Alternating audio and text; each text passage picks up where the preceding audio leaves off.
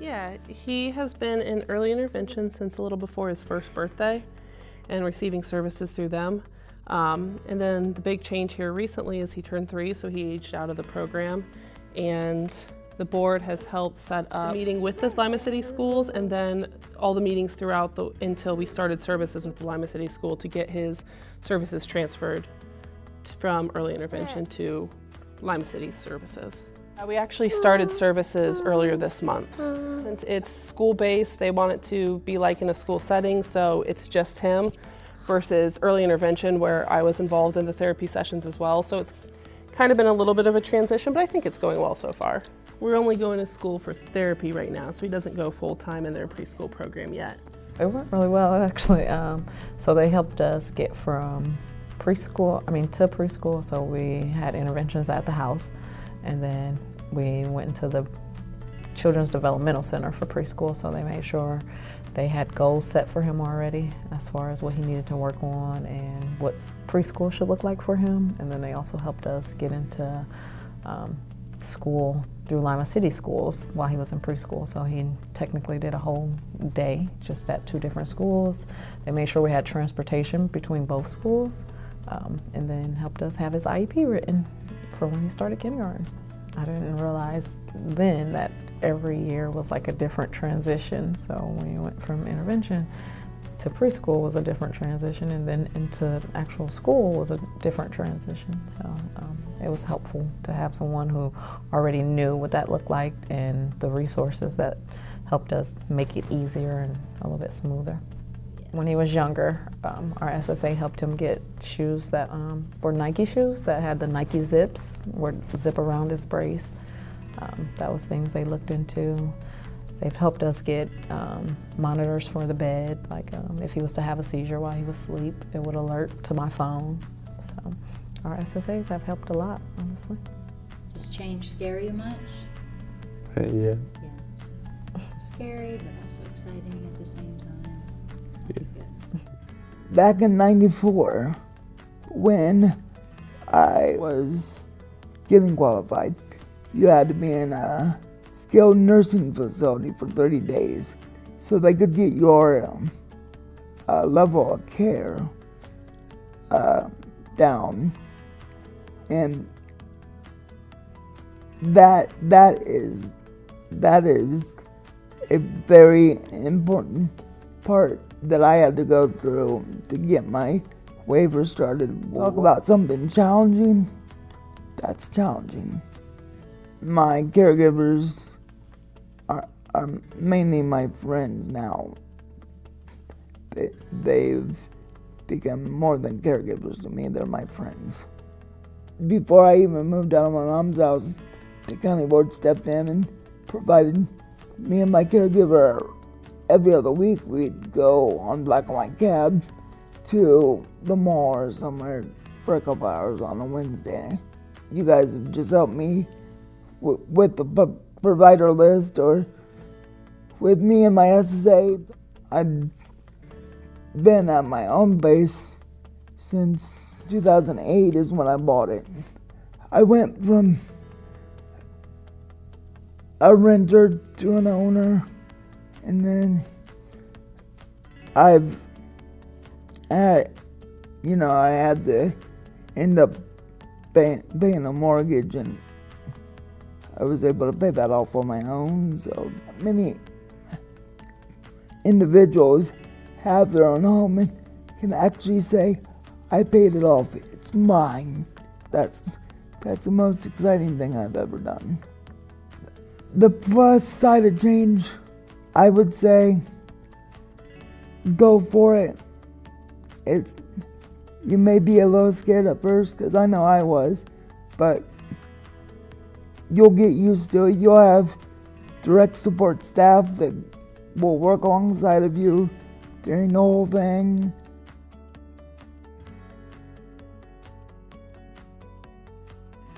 So early on in our early intervention, I think during his initial evaluation, Kathy, our physical therapist, had mentioned to us about the CMH program.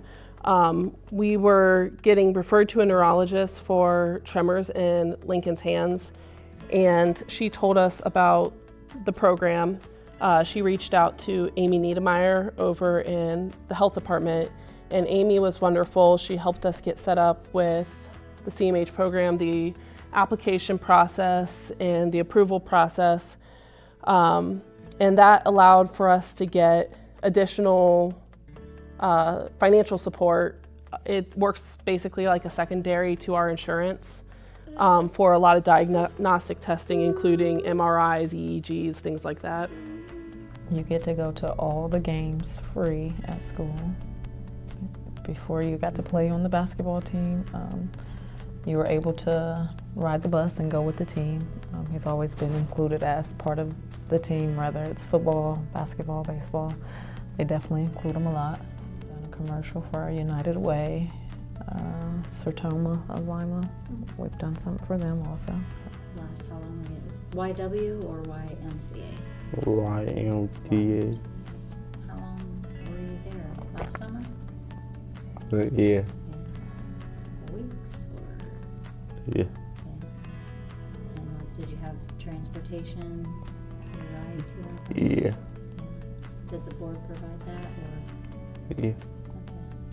I think a lot of people don't realize too that just because kids have disabilities, like you guys helped us go through job shadowing, like for other companies or companies that include kids with disabilities before he even had to pick somewhere to work for the summer. So I think that was pretty nice to know that there's actually companies out there who look for kids with disabilities at a younger age, instead of them having to wait until they're adults to figure out a way to be able to get into work fields. Some of your favorite places you like to go eat? Baby. Beer Barrel. Beer Barrel? Yeah. When you go to Beer Barrel, do you feel like it's accessible for you? Get in and out? At 10 times. And then I pack. I think March is also cerebral palsy awareness month. So Do you do anything around cerebral palsy awareness month? Yeah. What do you do? well, what color do we always wear on the day? Green. Green. And so the school does usually put out something for students and staff to wear green. And then I work for Lima City Schools, so we usually put out something for our kids to also wear green. And I think sometimes we get stuck on just certain disabilities that we don't make awareness to. There's way more disabilities, whether it's physical or something that we may not be able to tell from someone. Yes. But there's a lot of disabilities that can be acknowledged. So. I got here by RTA today. There's more automatic buttons and things like that for people with disabilities to use. My recent experience was I went to the new Casa Luau, and it seems to be very accessible for people. I think Lima's came a long way as far as accessibility-wise for people with disabilities like myself.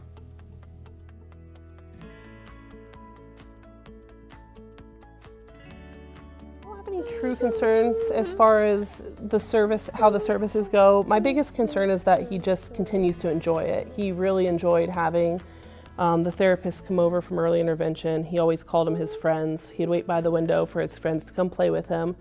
And now that he's transitioned on, I just hope he keeps that same excitement, and so that he can continue growing and making strides like he did through the early intervention program. Like driving, living on your own, those things. Those things, while it's exciting, do you have any concerns or worries about those things?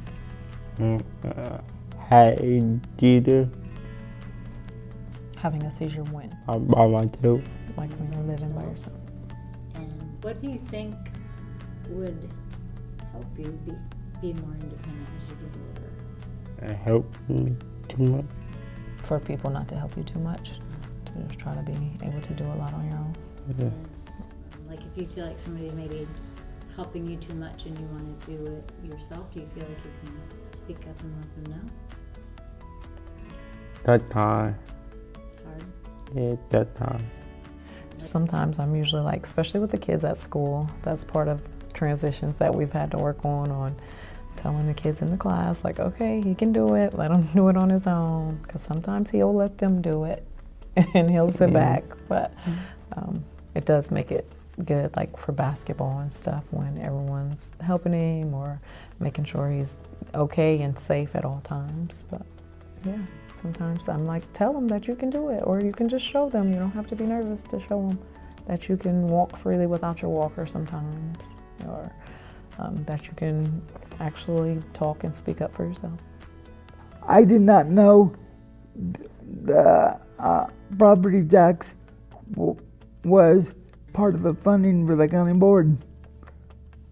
And that kind of scares me, because if the waiver goes away, more than likely I will end up in a nursing home, because if the waiver's not there, my staff can't be there, and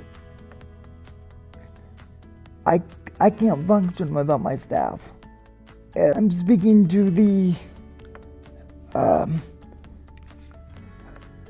people that get waiver services. Just try to make sure that you are taken care of, because some people that are nonverbal, I get concerned about sometimes, because so what I'm saying there is, those of us that can speak up for ourselves and tell our caregivers what we need, make sure you do that, because that's very important.